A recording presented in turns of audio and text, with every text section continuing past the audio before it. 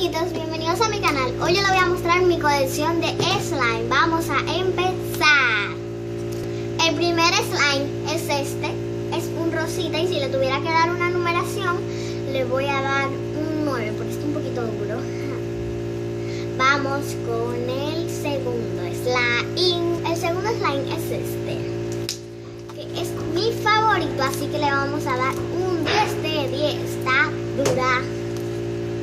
Luego, después de ese azul, vamos con otro azul, pero más clarito, con brillantina. Miren, no sé si lo noten ahí, pero tiene un poquito de brillantina. No sé si lo noten.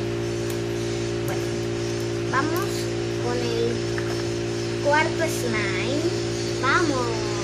Bueno, nuestro cuarto slime es este, que pues le voy a dar un 9 porque pues no se estira mucho. Pero yo le doy un 9 porque huele súper rico, huele a chicle. Vamos con el quinto slime. El quinto slime es este verde, que como vieron pues está un poquito duro y no se estira casi nada. Bueno, pero a este como está así, le voy a dar un 4.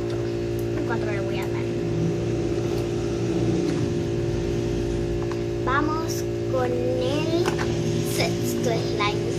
El sexto slime es este negro, que pues me gusta mucho, pero nada más está un poquito duro, pero no importa. A este yo le doy un 9. Vamos con el séptimo slime. Luego tenemos este naranja,